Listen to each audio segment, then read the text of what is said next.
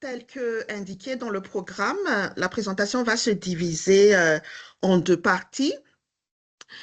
Donc, la première partie, avant la pause, ce que je vais faire, c'est que je vais essayer de faire la présentation à peu près en une trentaine de minutes et je vais laisser un peu de temps pour un premier échange avant la pause, échange relatif au contenu donc de cette première partie. On prendra la pause et après, je présente la deuxième partie, pareil, en à peu près une trentaine de minutes et on continuera l'échange si ça convient. Donc, moi, je ne me représenterai plus parce que ça a été déjà fait tout à l'heure. Ce que j'aimerais juste dire, c'est que mes propos, mes réflexions que je vais vous partager vont être donc emprunts des expériences, des observations que j'ai faites dans le cadre de mes différentes fonctions passées et actuelles. Donc, on va parler d'hégémonie linguistique. C'est un phénomène qui a été discuté ailleurs dans d'autres disciplines, mais aujourd'hui, je vais essayer autant que possible de me focaliser sur ce qui nous concerne en sciences de gestion. Et j'aimerais quand même préciser que je me considère, je m'identifie comme une chercheuse diasporique. Je suis d'origine malagasy. J'ai vécu, je suis née donc et j'ai vécu à Madagascar assez longtemps, là, jusqu'au début de la vie adulte. Donc évidemment, j'ai été scolarisée dans le système hérité de la colonisation française. Et par la suite, j'ai déménagé au Canada, j'ai fait mes études, j'ai entamé ma vie professionnelle et maintenant donc professorale. Donc, j'ai quand même ce que je pourrais appeler une dualité.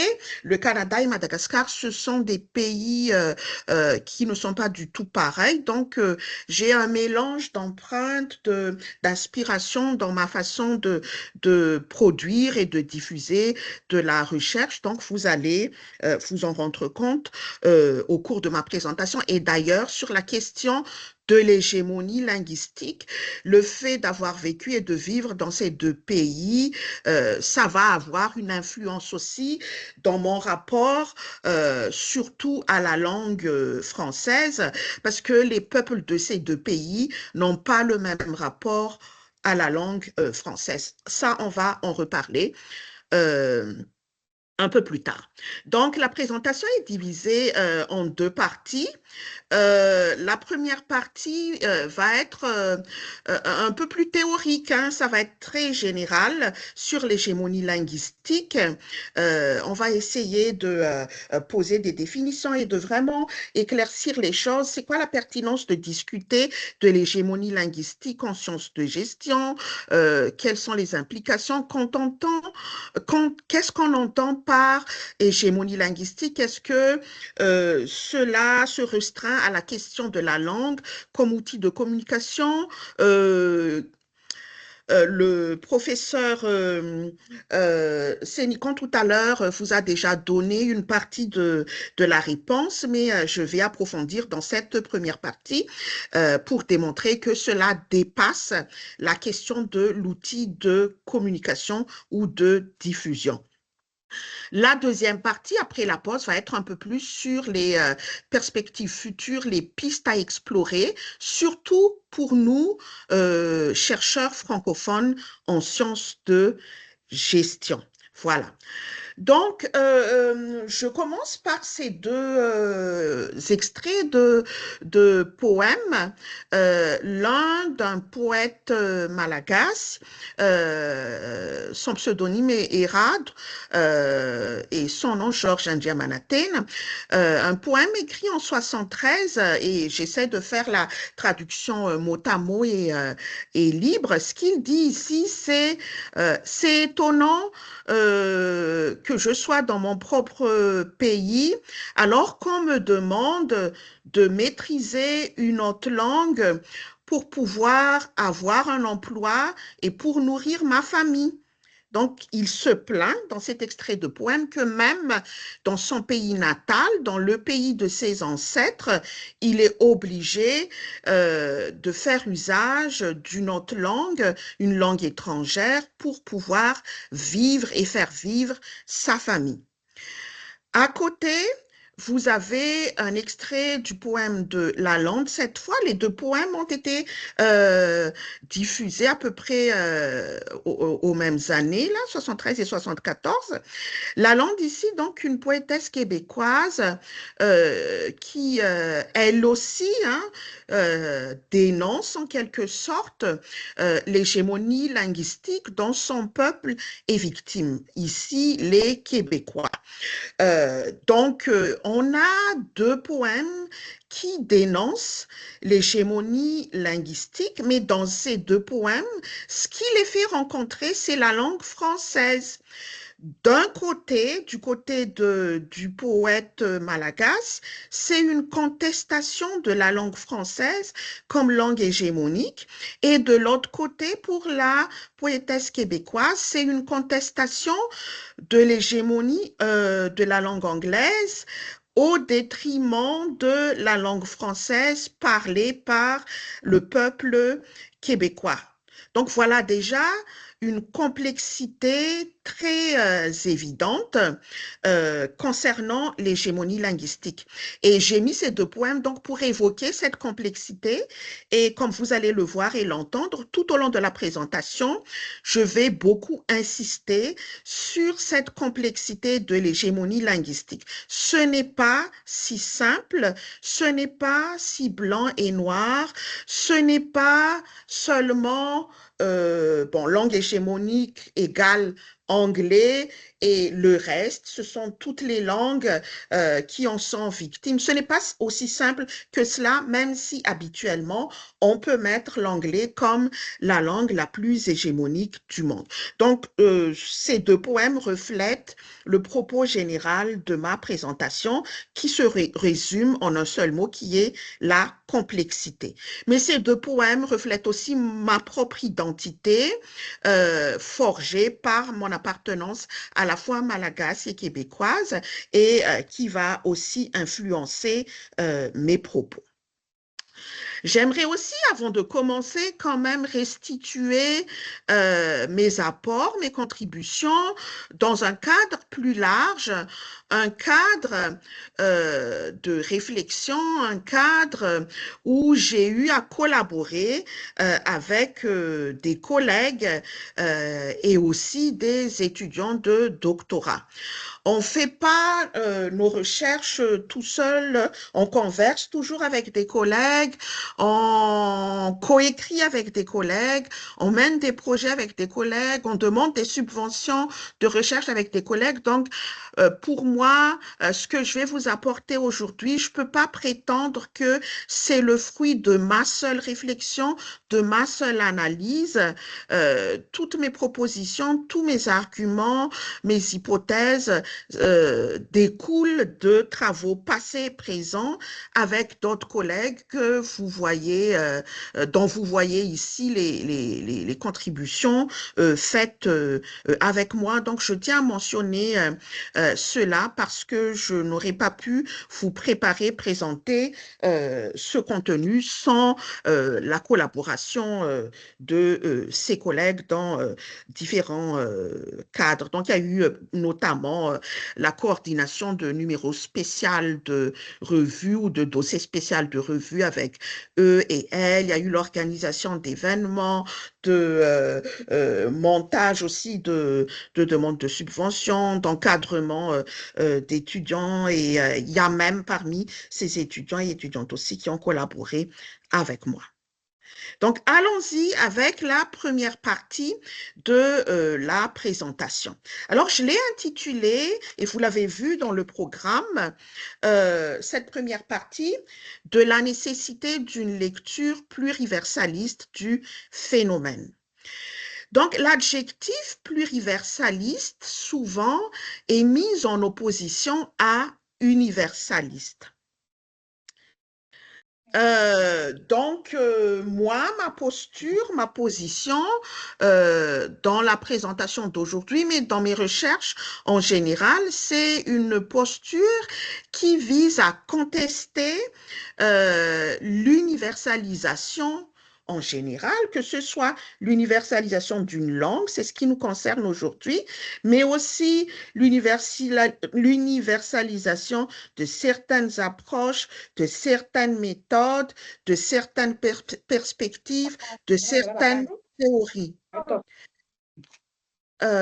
Donc, en général, euh, l'universalisation, oui, on ne peut pas dire que elle n'apporte rien, mais on oublie les limites, les écueils et surtout les dangers que pose l'universalisation de certains points de vue. Quand on dit voici, là on dit en anglais one best way, la meilleure manière de diffuser de la recherche, la meilleure manière de faire de la recherche, la meilleure manière de collaborer en recherche et surtout la meilleure manière d'évaluer les chercheurs, la performance des chercheurs, selon moi, et pas seulement moi, mais d'autres avant moi, il y a un danger.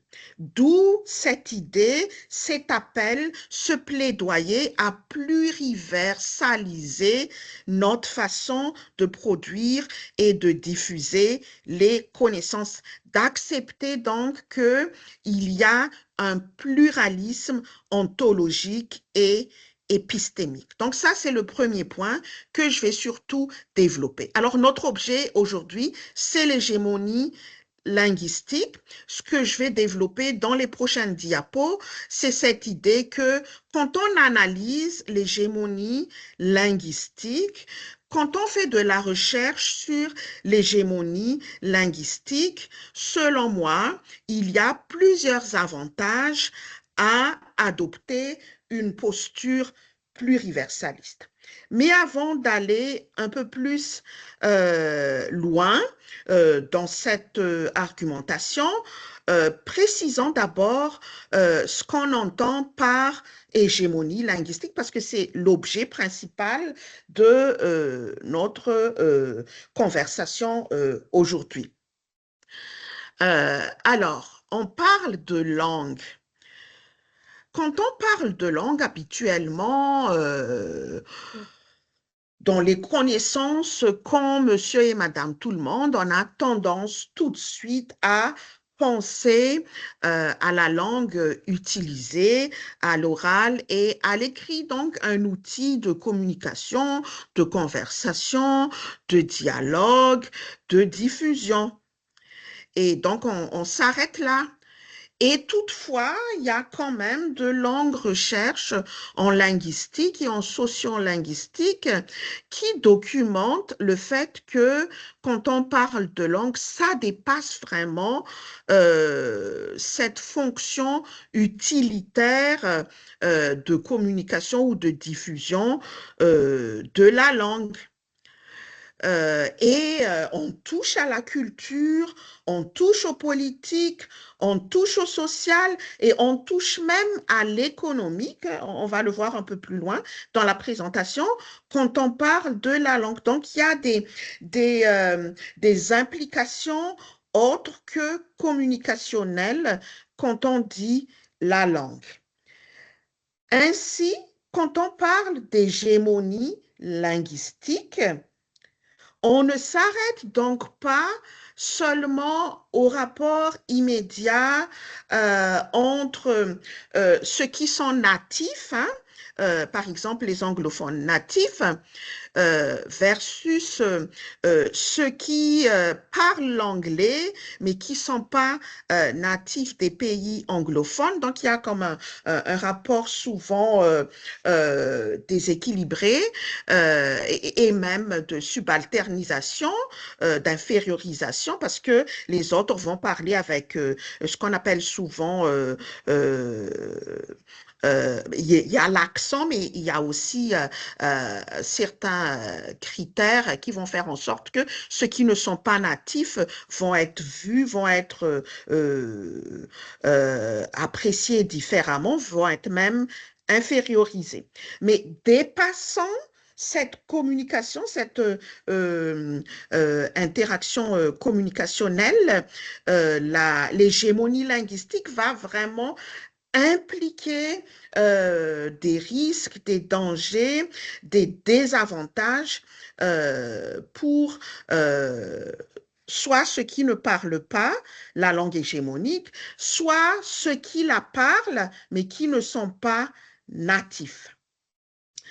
Et Tiet Sedik, qui sont des auteurs en sciences de gestion, qui ont beaucoup analysé l'hégémonie linguistique, ils disent, ben, en gros, quand on parle d'hégémonie, c'est une histoire d'influence, une histoire de domination. Donc, ici, encore une fois, ça va au-delà de la langue, ça devient une domination politique et culturelle. Et Tietze-Dick et d'autres penseurs en sciences de gestion, mais qui ont travaillé sur le sujet de l'hégémonie linguistique, s'inspirent beaucoup notamment de Gramsci et d'autres scientifiques sociaux et scientifiques humains. Et ce qu'il faut aussi savoir, c'est que quand on dit hégémonie, ce n'est pas nécessairement palpable, visible.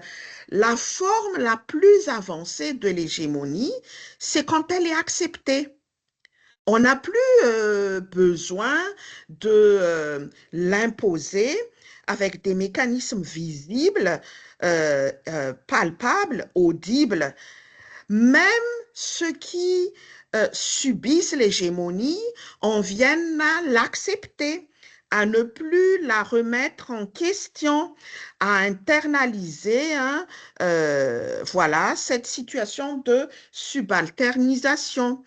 Donc, quand quelqu'un nous dit, par exemple, alors qu'il est en situation de subalternisation, quand il nous dit, ben, c'est normal, il n'y a pas de débat à faire sur l'hégémonie linguistique, c'est normal, si tu veux évoluer dans l'académie, il faut absolument écrire en anglais, et voilà, il n'y a pas à discuter de cela, il n'y a pas à discuter des inconvénients d'être soumis à un système d'évaluation des pairs qui est fortement inspiré de la tradition strictement anglophone ou occidentale au sens large. Quand quelqu'un arrive à accepter cela, cela ne veut pas nécessairement dire qu'il n'y a pas hégémonie. Au contraire, c'est là que l'hégémonie est la plus aboutie. Quand la personne qui l'a subie en arrive à trouver cela normal et ne questionne plus. Voilà. Donc, j'ai mentionné Gramsci, mais comme vous pouvez voir sur la diapo, il y a aussi d'autres penseurs et penseuses à qui on peut référer et qui ont posé cette même thèse. Donc, il s'agit ici, quand on parle d'hégémonie linguistique, il s'agit aussi de déséquilibre de pouvoirs sociaux, politiques, culturels, économiques, ontologiques, épistémiques, et donc, il s'agit aussi d'injustice. Alors, quand on parle d'hégémonie et donc d'injustice, quelles sont les formes que cela prend? Dans un travail qu'on a réalisé avec une collègue en France, Céline Berrier-Lucas, et qu'on a publié dans Critical Perspectives on International Business, nous, on a identifié trois formes que prend l'hégémonie et plus spécifiquement l'hégémonie linguistique. Comme je l'ai dit au début, on admet tout le monde dans cette salle et ailleurs qu'au moins en sciences de gestion, la langue qui est la plus hégémonique est la langue anglaise. Donc, on part de cette hypothèse-là et on a pris cet exemple-là. Donc, les trois formes de l'hégémonie, si on l'illustre avec le cas de l'anglais, c'est la domination, l'exclusion et l'aliénation. Donc, la domination, c'est vraiment, comme je l'ai dit tout à l'heure, le fait d'accepter comme normal et euh, euh, à ne pas questionner, c'est pris pour acquis que l'anglais est non seulement la langue universelle des affaires, mais c'est aussi la langue de production de connaissances en sciences de gestion. Il y a un auteur, Philipson, qui a dit que l'anglais a pris une ampleur frankensteinienne. Donc, elle est vraiment énorme, cette langue, elle domine. Et ça vient aussi avec une force impérialiste parce qu'il y a toute la force économique des États-Unis, du Royaume-Uni, du Canada, de l'Australie et des grands pays anglophones qui supportent la diffusion et l'imposition de cette langue aux autres peuples et aux autres pays. Donc, domination. Ensuite, la domination, concomitante à la domination, il y a l'exclusion. Vous vous étonnez peut-être pourquoi j'ai mis l'ampoule, là, la lumière, comme illustration de l'exclusion. En fait, c'est ce que cela veut dire ici, c'est que l'anglais a surtout été considéré, et continue à l'être d'ailleurs, comme celle par laquelle passent les connaissances les plus éclairantes. Donc, l'éclairage, le savoir passe par une diffusion qui majoritairement se fait en anglais. Et historiquement, cela a produit beaucoup d'exclusion. Depuis longtemps, hein, évidemment, depuis l'époque de la colonisation des différents pays, mais cela se poursuit maintenant dans la période post-coloniale. Alors, cela exclut plusieurs langues de la sphère de la recherche, de la diffusion en général. Et cela produit de l'aliénation. L'aliénation, c'est vraiment cette acceptation, ce manque de questionnement et même de l'autocensure des chercheurs qui n'appartiennent pas à la sphère anglophone. Donc, c'est normal aussi, c'est devenu normal de ne pas non seulement convoquer des langues autres, mais vraiment de censurer aussi des sources, des inspirations qui n'ont pas été diffusées en anglais. Donc, on a tendance à ne pas inclure, je vais y revenir tout à l'heure, avec une illustration imagée, on a l'habitude, par exemple, d'exclure dans notre bibliographie, quand on envoie un article à une revue anglophone, on fait très bien attention à ne pas inclure trop de références écrites dans d'autres langues parce que on tient pour acquis que ça va être mal évalué. Voilà, donc les trois formes d'apparition de l'hégémonie. Et cette hégémonie, c'est clair, ça se passe dans le rapport entre la langue dominante, donc ici l'anglais, en sciences de la gestion, et les autres langues, le reste. Mais ce qu'il ne faut pas oublier non plus, c'est que ça se passe à l'intérieur de chaque communauté linguistique. Donc, par exemple, si l'on parle de la francophonie, de la lusophonie ou de l'hispanophonie, on va retrouver le même phénomène. Les langues que je viens de nommer sont toutes des langues hégémoniques. Elles n'ont peut-être pas les mêmes impacts que l'anglais, mais ce sont aussi des langues hégémoniques, coloniales, vernaculaires, qui sont très utilisées dans leur communauté spécifique. Et à l'intérieur de ces communautés spécifiques où sont parlées ces langues-là, on va retrouver le même phénomène. Donc, par exemple, dans la francophonie, on va retrouver aussi du déséquilibre entre les natifs parlant le français dans le nord.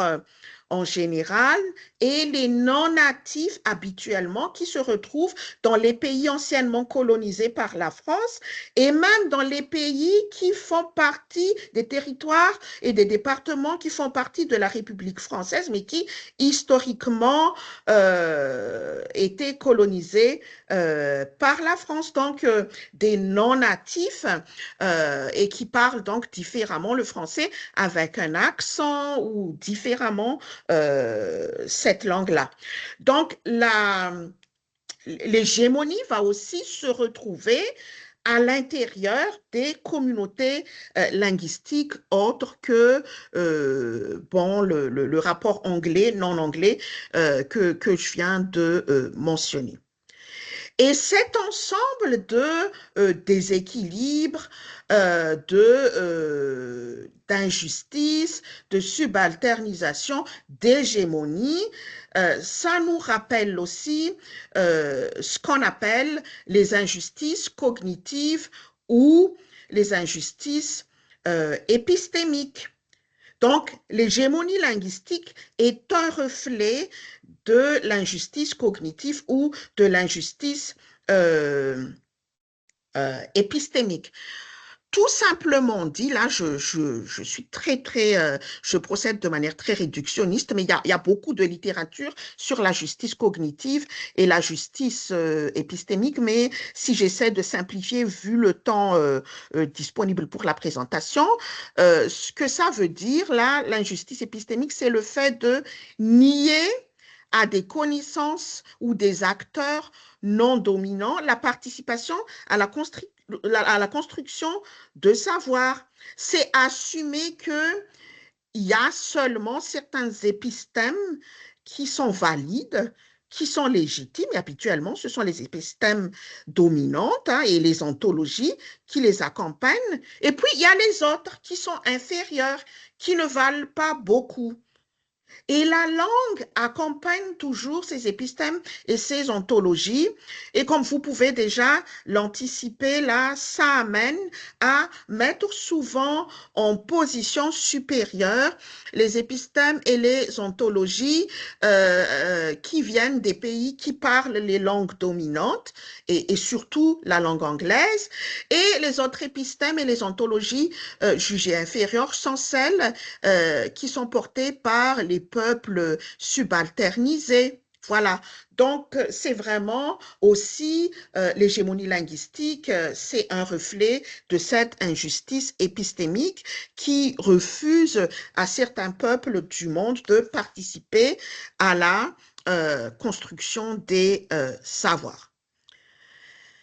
Jusqu'ici, donc, on parle de construction et de diffusion de savoir et j'aimerais apporter une illustration bien claire donc, qui va donner corps à cette hégémonie. Je l'ai déjà dit tout à l'heure que quand on arrive à la forme la plus aboutie de l'hégémonie, il y a, entre autres exemples, l'autocensure comme manifestation de l'aliénation ou de l'acceptation de la normalisation de l'hégémonie. Et un exemple concret concerne la bibliographie. J'ai dit il y a quelques minutes que souvent, peut-être pas dans tous les cas, hein, mais souvent, quand les auteurs envoient des manuscrits à des revues de langue anglaise, ils vont faire en sorte qu'il y a le moins possible de références qui sont écrites dans d'autres langues. Ils ont peur que les évaluateurs et l'éditeur de la revue vont mal évaluer l'article s'il y a trop de citations et de références d'autres langues. Et d'ailleurs, c'est vrai. Souvent, les évaluateurs vont revenir si jamais on s'aventure à mettre beaucoup de citations et de références dans d'autres langues. Moi, personnellement, j'en ai déjà fait l'expérience. Les évaluateurs vont nous dire, mais enlevez ces références-là, ça n'a pas de pertinence. Vous soumettez dans une revue de langue anglaise, à quoi ça sert d'inclure des références, minimiser ces références-là au maximum. Alors ici, l'hypothèse ou le présupposé de ces évaluateurs-là, c'est que ces références sont inutiles, ne servent pas à grand-chose quand vous publiez dans une revue de langue anglaise. Elles sont inutiles parce que les lecteurs ne vont pas pouvoir les utiliser parce que les lecteurs en général sont aussi anglophones, donc ils ne vont pas lire ces références-là, même si vous les mettez là, donc ça ne sert pas à grand-chose. Mais le deuxième présupposé, qui est le plus dangereux, je pense, c'est que ces évaluateurs-là pensent que ou supposent que l'auteur, donc, n'a pas à s'inspirer des auteurs qui parlent d'autres langues. Parce que c'est quoi une bibliographie? C'est pas seulement une liste que l'on propose aux lecteurs qui veulent approfondir. Ce n'est pas seulement cela, une bibliographie. Une bibliographie, c'est aussi être transparent sur quels sont les auteurs, quelles sont les lectures qui nous ont inspirés pour l'écriture de cet article. Ces personnes-là qui nous ont inspirés et que l'on met en citation dans l'article. Donc, les évaluateurs qui nous demandent mettez le moins possible de références qui ne sont pas en anglais. Ce sont des évaluateurs qui nous nient, qui sont dans une sorte de négation des inspirations même des auteurs, alors que sur certains sujets, des fois, il n'y a pas beaucoup de publications en anglais. Il faut aller ailleurs pour s'inspirer et formuler les arguments. Donc, voilà déjà un exemple où le fardeau de la preuve, de la pertinence des autres langues, s'est laissé à l'auteur. Donc, on a ce fardeau-là, évidemment. Les auteurs qui veulent insister, qui veulent démontrer que c'est pertinent, ils vont répondre à ces évaluateurs-là. Si l'opportunité leur est donnée, si leur article n'est pas rejeté, à la prochaine ronde d'évaluation, ils vont se justifier ou tout simplement, ils vont s'auto-censurer et suivre les recommandations des évaluateurs et enlever ces références-là. Donc, voilà un exemple pratico-pratique auquel il faut se référer. Maintenant que l'hégémonie et ses implications à la fois macro et micro ont été spécifiées, comme je l'ai dit au tout début, et comme l'indique le titre de cette première partie, j'adopte ici une lecture pluriversaliste de l'hégémonie linguistique. Et le pluriversalisme, donc l'adjectif pluriversaliste, réfère à cette, on va dire, philosophie, cette manière de voir le monde. Je l'ai déjà dit au début de la présentation, c'est en opposition à l'universalisme et il faut le restituer à Arturo Escobar, un anthropologue natif de la Colombie et qui s'inspire beaucoup des perspectives autochtones latino-américaines, mais des perspectives aussi des penseurs afro-descendants en Amérique latine et les auteurs des perspectives des coloniales dans les Caraïbes et l'Amérique latine. Et dans cet ouvrage de 2020, qui contient 8 chapitres. Entre autres, le chapitre 7 est un entretien avec le penseur et militant Gustavo Esteban, un Mexicain, qui a beaucoup remis en question le concept de développement et qui a proposé le concept de post-développement. Alors, dans ce chapitre-là en particulier du livre, les deux auteurs conversent et ce qui est, moi je trouve que c'est là qu'on trouve le plus d'éléments pour définir la posture pluriversaliste.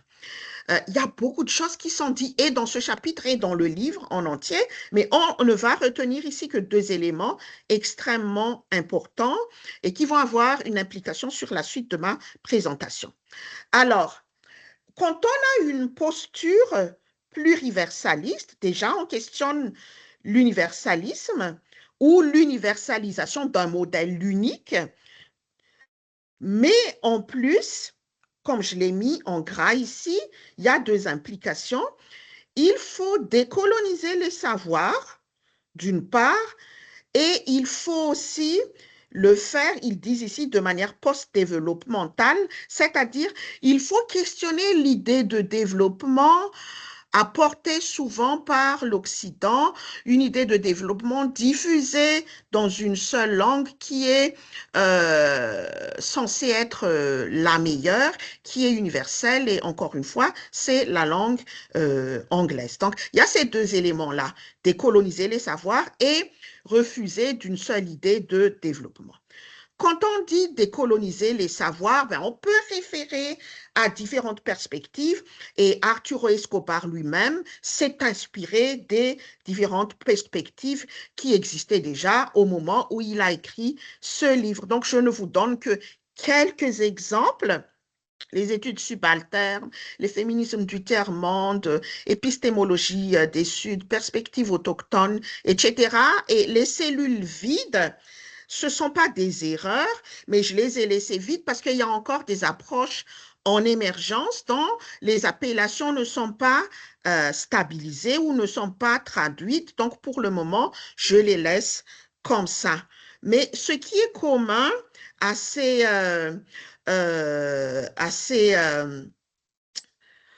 perspectives-là, c'est une contestation euh, des récits civilisateurs et qui véhiculent cette idée qu'il n'y a qu'un seul développement possible, un développement défini par le Nord, par l'Occident. La perspective décoloniale conteste aussi une vision de l'autre qui est infériorisante, essentialisante. Les perspectives décoloniales que j'ai nommées dans la diapo précédente contestent aussi le paternalisme, c'est-à-dire cette façon d'imposer un one best way, une recette à universaliser, une recette qui part souvent du Nord ou de l'Occident. Euh, il s'agit aussi de contester la normalisation et la disciplinarisation, la sanction de ceux qui n'adhèrent pas à cette vision dominante. Il y a aussi l'étalonnage et l'incitation à ressembler à à ceux qui pratiquent cette vision dominante. Il s'agit de contester le récit sur l'excellence en affaires, mais aussi l'excellence académique en sciences de gestion, notamment, mais aussi dans différentes autres disciplines, et qui vont avoir une répercussion sur la carrière des enseignants-chercheurs. Par exemple, quand on prend pour acquis que un bon chercheur, un excellent chercheur, en est un qui a publié exclusivement dans des revues anglophones. Ça veut dire que ceux qui n'ont pas fait cet exercice-là vont être évalués de manière défavorable. Donc, cela va avoir une répercussion sur leur progression de carrière. Et finalement, on va questionner aussi l'absence de critique des variables systémiques qui supportent cette hégémonie et toutes les injustices qui en découlent. Donc, voilà les implications, on va dire, en termes de posture épistémologique, quand on adopte le pluriversalisme. Alors, qu'est-ce qu'on fait à partir de là, une fois que l'on adopte cette posture ou toute autre posture qui dénonce la colonialité et la vision unique du développement? Comment ça se traduit dans l'ensemble du processus de recherche? Ben, cela se traduit surtout par deux principales priorités. en recherche. Et quand je dis priorité sur l'ensemble du processus de recherche, cela ne se restreint pas à la publication. Cela commence dès la problématisation de la recherche.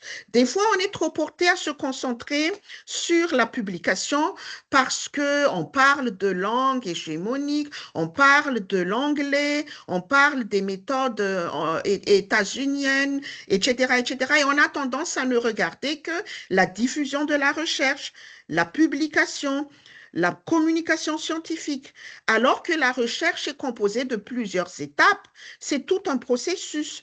Donc, si on veut contester l'hégémonie et surtout démontrer que inclure les autres langues, inclure les autres ontologies, inclure les autres épistèmes, amène non seulement de la justice épistémique, mais pourrait même apporter d'autres manières innovatrices de construire des connaissances, mais aussi de faire, de s'organiser en tant que société, en tant qu'entreprise.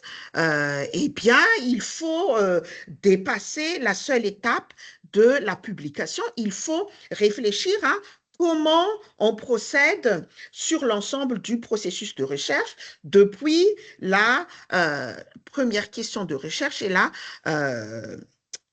la problématisation. Donc, il y a deux choses qu'on fait assez souvent quand on adhère à cette manière de faire. Il y a d'une part le dévoilement et il y a la mise en visibilité. Donc, dévoilement de quoi? Habituellement, les chercheurs qui travaillent avec cette posture dévoilent, je l'ai déjà dit, les enchevêtrements d'injustices qui accompagnent les hégémonies linguistiques et autres. Donc, j'ai mis ici les suffixe si des scènes parce que quand on dit injustice épistémique, hégémonie, malheureusement, ça peut mener jusqu'à l'épistémicide, les linguicides, c'est-à-dire l'exclusion de certaines langues et de certaines épistèmes. Donc, c'est ça qu'on essaie de dévoiler quand on est dans cette posture. On peut aussi dévoiler la dépossession des peuples qui parlent ces autres langues-là, qui apportent d'autres perspectives, d'autres ontologies, mais qui sont censurées ou qui s'auto-censurent alors qu'elles peuvent contribuer à construire des connaissances utiles non seulement aux chercheurs, mais à transformer aussi la société et les organisations. Et il y a aussi le dévoilement de l'accumulation et de l'exploitation. Et c'est là notamment qu'on va contester ce qu'on appelle souvent le capitalisme académique qui encourage cette exploitation-là. Donc, on va seulement utiliser les autres épistèmes ou les autres langues quand ça paye, quand c'est devenu séduisant, comme les petits poèmes que j'ai mis au début de ma présentation. Souvent, c'est devenu à la mode de mettre des poèmes en langue autochtone ou d'autres langues, mais ça s'arrête là sans adhérer au vrai fondement de la décolonialité. Et finalement, il s'agit aussi de dévoiler la hiérarchisation des savoirs. Donc, quand on lit des textes sur l'hégémonie linguistique ou sur d'autres hégémonies, adoptant une posture universaliste, c'est ça souvent que les auteurs font, c'est de dévoiler ces injustices et ces dysfonctionnements. Alors, voilà le premier point.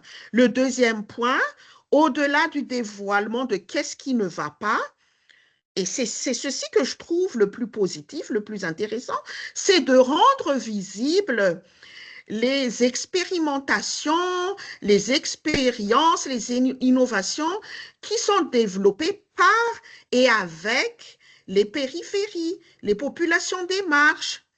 C'est de rendre visibles les avantages, les apports de non seulement contester les hégémonies, mais de donner une visibilité à des populations marginalisées qui parlent des langues non dominantes, les autochtones, les subalternes, les gens dans les zones enclavées, etc.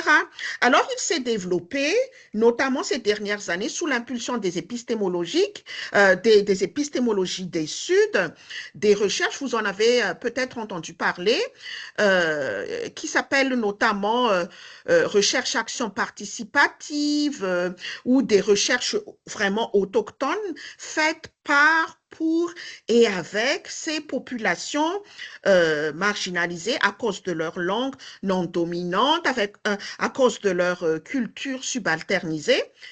Et cela amène des visions nouvelles, surtout en contexte de crise écologique, de crise sociale, même de crise sanitaire, crise migratoire, etc.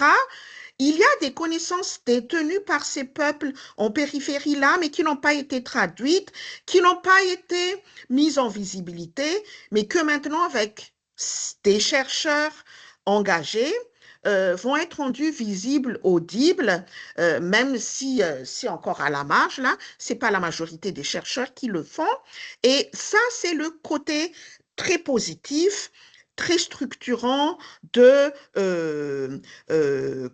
de procéder avec une posture pluriversaliste. Et pour terminer cette première partie, vous vous questionnez peut-être, vous vous demandez, c'est très radical, ça fait tout un changement dans le monde des sciences de la gestion. Oui, je suis d'accord avec vous. Et vous demandez peut-être, dans quel genre de revue on peut publier des choses comme ça, des manières aussi radicales de faire de la recherche en gestion. Alors, je vous donne quelques exemples de revues où il y avait déjà soit des numéros spéciaux, des dossiers spéciaux ou des articles qui vont dans ce sens-là, dans le sens des perspectives décoloniales, dans le sens des perspectives pluriversalistes et des épistémologies des Suds. Donc, vous voyez ici leur logo et heureusement, il y en a qui sont francophones et moi, j'étais très contente que nos collègues ont maintenant ont lancé leur numéro spécial dans Management international je souhaite l'aboutissement de ce numéro spécial parce que j'ai hâte de lire les contributions qui, je pense, vont révéler encore une fois des perspectives qui viennent des zones de périphérie de l'Afrique et d'autres. Donc là, j'ai abusé de mon temps on peut passer, je ne sais pas s'il reste du temps avant la pause pour un premier temps d'échange ou si déjà plus qu'épuisé. Non, pas du tout, professeur, pas du tout, pas du tout. Si vous voulez, ce que je vous propose, on va prendre peut-être 10 ou 15 minutes de questions et ensuite on va faire une pause et on va raccourcir la deuxième partie. On peut faire ça? D'accord. Oui, oui. Voilà. Là, j'ai arrêté le partage. Le PowerPoint s'est enlevé de votre côté? Oui, oui, oui, c'est enlevé. Mais on continue l'enregistrement, il n'y a pas de souci. J'ai une question en ligne de Odoaoro qui vous dit, il voudrait savoir quelle est votre position par rapport à un discours qui dit que les meilleures publications, c'est celles qui sont réalisées en langue anglaise et qui minimisent peu les recherches, qui minimisent les recherches en français. Bien sûr, je pense que là, c'est déjà répondu avec la présentation que je viens de faire, mais si je peux reformuler, c'est que en général, on va dire, ce qui décide de l'évaluation, hein, donc les acteurs de l'évaluation, ceux qui évaluent les enseignants-chercheurs, ceux qui nous évaluent, donc qui déterminent notre progression de carrière, mais aussi ça peut être les organismes subventionnaires, etc.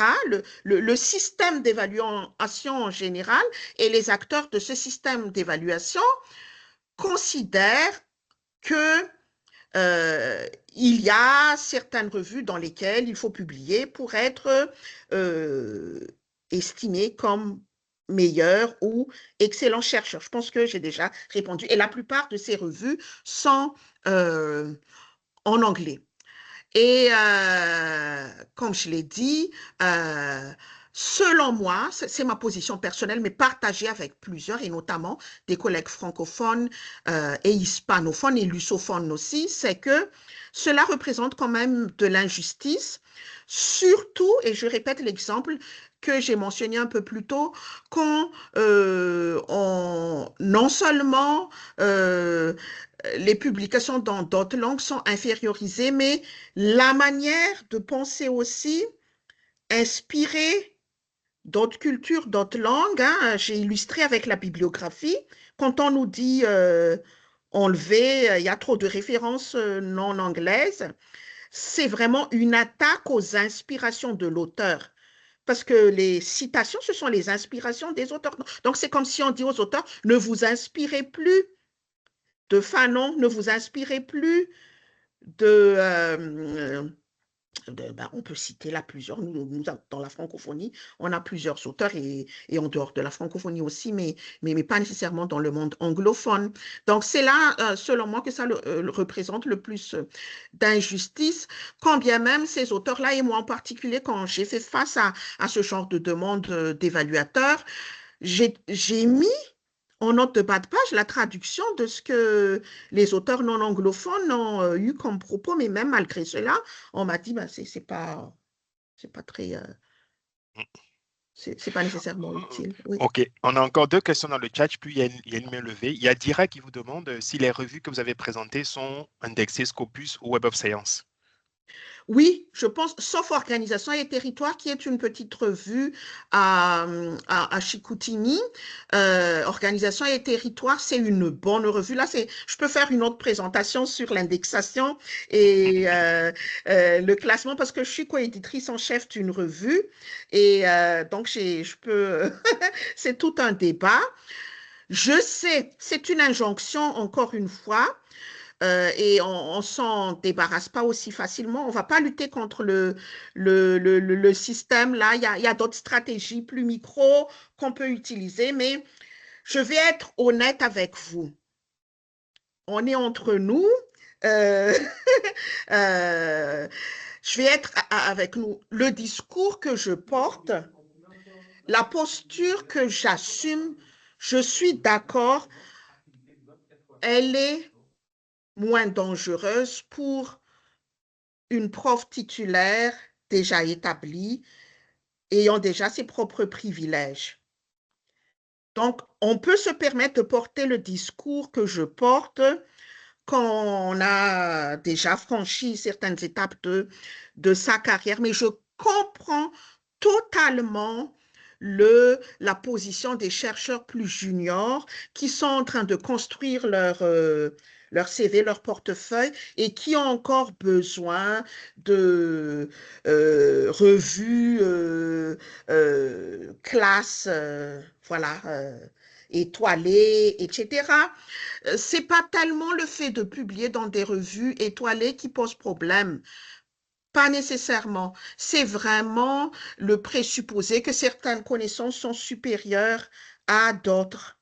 Voilà, je pense que c'est là le problème. Ok. Et moi-même, je publie en anglais, mais j'essaie d'apporter d'autres perspectives et de faire connaître ces autres perspectives qui s'inspirent d'autres langues, d'autres cultures, mais que je traduis en anglais pour que ça se diffuse. Voilà, Ok. On va essayer Il y a encore pas mal de questions. Il y a la d'accord. question de Aotonji qui vous demande comment vous définirez l'hégémonie linguistique dans le contexte des sciences de gestion? Et pour vous, est-ce que c'est pas juste la domination académique de l'anglais? Alors, je vais revenir à ce qui a été dit. Peut-être que j'étais un peu trop rapide dans mes diapos.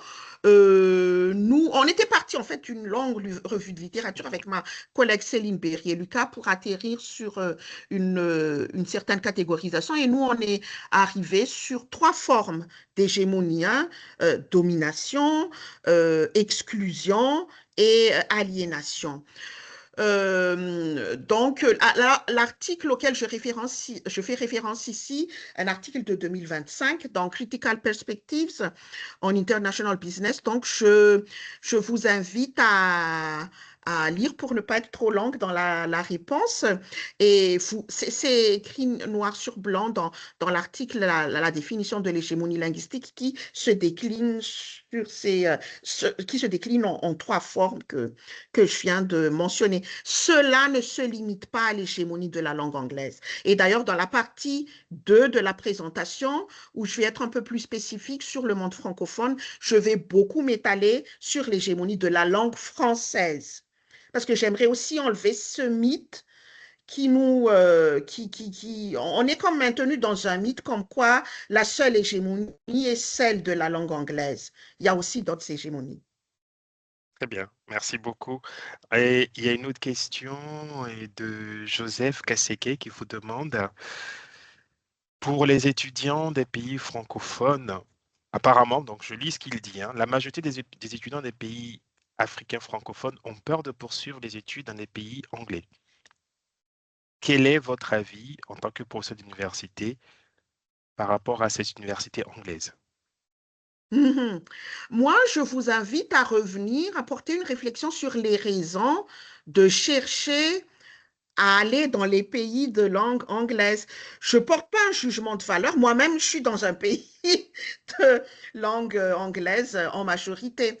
Mais je pense qu'il faut toujours se demander pourquoi je veux aller dans un pays de langue anglaise ou espagnole ou de langue française. Donc, c'est là où vous allez trouver votre réponse.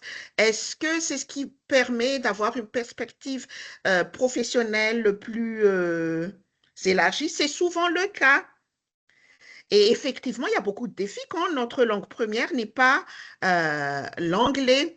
Mais selon moi, si vous vous considérez comme chercheur, il y a toujours la question à se demander pourquoi je veux aller dans un pays de langue anglaise. Et je vais y revenir dans la deuxième partie de la présentation, parce que souvent aussi, on a tendance, comme citoyen de pays anciennement colonisés par la France, de contester le français en allant vers d'autres hégémonies. C'est une tendance que je vois à Madagascar.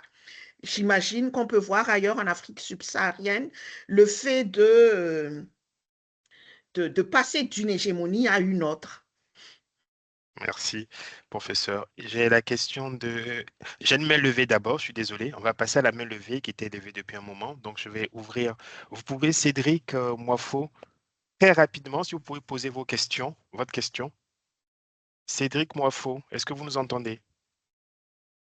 Oui, Oui. professeur, je vous écoute parfaitement. Merci pour la parole donnée et merci, professeur, pour cette brillante présentation. Alors, ma question est la suivante, professeur. J'ai écouté votre propos sur l'hégémonie, mais je me pose la question, est-ce que finalement l'hégémonie ne devient pas un idéal finalement difficile à atteindre dans la mesure où déjà vaincre la question de l'hégémonie invite le chercheur à naviguer entre une littérature de plusieurs langues. Et ce chercheur doit en même temps satisfaire aux caprices, aux doléances des réviseurs qui, eux, n'attendent que si. Je m'explique. Lorsque vous envoyez un papier, le monsieur vous dira que vous n'êtes pas à jour de vos lectures simplement parce que vous n'avez pas convoqué telle ou telle référence de telle autre langue. Et vous, vous êtes dans le besoin de publier. Vous vous retrouvez donc à satisfaire à ces besoins malgré que dans votre langue initiale, vous avez convoqué la littérature qui vous semblait appropriée pour la recherche en question. Donc, je me pose la question, est-ce que finalement, ce n'est pas un idéal difficile à atteindre dans la mesure où ça complexifie davantage la recherche pour le chercheur et surtout pour le jeune chercheur que nous sommes? Merci, professeur. Voilà ma question. Merci beaucoup, Cédric. Votre question est vraiment à propos et en effet, c'est contester l'hégémonie est en effet un idéal difficile à atteindre et peut-être, je ne suis pas pessimiste, mais je ne sais pas si on l'atteindra là, le renversement de cette hégémonie-là. Mais déjà, c'est un pas en avant d'en discuter. Parce que même les espaces pour discuter de l'hégémonie ne sont pas nombreux, hein. Ça, je vous l'avoue, et je remercie l'AFA d'ailleurs de m'avoir invité, parce que les espaces comme celui-ci où en sciences de gestion, on parle de l'hégémonie, c'est vraiment rare, hein. Euh, et euh, et les journaux, les revues que je vous ai mentionnées tout à l'heure, oui, elles ont ouvert des espaces, mais ça demeure des numéros spéciaux, des dossiers spéciaux, mais c'est pas le cœur de leur métier, c'est pas leur spécialité là, l'hégémonie. C'est juste des thèmes spécifiques que portent des équipes éditoriales invitées. Voilà. Donc oui, c'est un idéal à atteindre très, très difficile. Et comme je l'ai dit souvent, c'est porté par des chercheurs seniors. Ce discours-là, très, très difficile pour les juniors. Mais au moins, je pense que c'est un pas en avant déjà de pouvoir en discuter, de pouvoir en prendre connaissance. Voilà, parce que c'est un problème énorme. Oui. Est-ce que j'ai répondu Et à la question? oui, vous avez répondu et il a baissé la main. Ok. Cédric, moi j'aimerais rajouter quelque chose au professeur Amaury-Zata, si vous permettez, parce que Cédric nous dit, suite à une soumission, si vous ciblez une revue, je suis désolé, il y a déjà l'hégémonie des revues, suivant les classements et tout ça. Si on vous dit, ben tiens, vous n'avez pas mobilisé une littérature, peu importe la langue, là, ce n'est pas une question de langue en fait qui provoque. C'est ça, oui, oui. Voilà, c'est pas la langue qui pose problème, c'est peut-être une thématique en particulier, ce genre de choses-là. Voilà. Donc, c'est à vous maintenant de prouver, de montrer que cette littérature, vous la connaissez, qu'importe la langue. Donc là, vous n'êtes pas censuré à cause de la langue. Vous êtes peut-être censuré parce que là, en gros, on met en doute votre connaissance de la pluralité des connaissances. Donc, il ne faut pas mélanger le terme hégémonie et les connaissances qui peuvent être dans différentes langues, en fait. Je ne sais pas si, professeur, Oui, oui, oui, je suis tout à fait d'accord. Désolée, moi, j'ai oublié cette deuxième partie de la oui, question, mais merci beaucoup, Serge. Là, vous l'avez vraiment bien apporté. Oui. c'est bon, Cédric, pour vous? Merci, En gros, si professeur. vous Merci. écrivez, si vous soumettez un papier, vous ne pouvez pas juste vous limiter à la littérature francophone. Dites, moi, j'ai lu que les papiers en anglais, en français. Et je ne lis pas ce qui est en anglais. Non, ça, ce n'est pas de l'hégémonie. On ne parle pas de la même chose là. Vous suivez, on ne peut pas faire ça. D'accord? C'est le fait qu'on vous censure parce que vous avez mobilisé une certaine littérature. Là, au fait, c'est ce elle vous dit ici. OK? On a deux autres questions et dans le chat. Très, très rapidement, oula, j'ai plusieurs autres questions. Donc peut-être qu'on va. je- Écoutez, on va Mais essayer de on reprendre peut, depuis. est-ce qu'on peut les conserver? Ah oui, oui, Parce oui, que bien dans sûr, la bien deuxième sûr. partie, Ok, on n'exclut pas des questions qui se rapportent à la première partie. On peut. parfait. Donc la deuxième partie, ce qui va faire que ça va être un peu plus court en termes de présentation et on va laisser du temps Oui. pour reprendre toutes ces questions-là. Donc Roland, Onana, Akapo et Aotonji, on n'a pas oublié vos questions restent dans le chat. Et Jean-Roger également, votre question, vous allez la poser tout à l'heure. Donc, ce que je vous propose, parce que là, il est suivant le planning, le programme qu'on avait établi, il est quasiment 15 heures GMT. Donc, on va faire une pause. Je vous propose, on fait une pause de 5 minutes ou 10 minutes, professeur? 5 minutes, si ça va pour tout le monde. Voilà. Donc, on fait une petite pause de 5 minutes et on se retrouve ça fera quoi, 15 heures GMT. Et à 15e GMT, il nous restera donc 1 heure où la professeure va prendre une petite partie de cette heure-là pour faire la présentation de cette deuxième partie. Et on va laisser un temps suffisant pour reprendre vos questions et en accueillir d'autres également, si vous voulez bien. On fait comme ça, Parfait, on se professeur. revoit dans 5 minutes. Dans 5 minutes, je vous laisse faire une pause. Merci. Donc, je vais mettre l'enregistrement à l'arrêt et on va reprendre tout à l'heure. Très bien.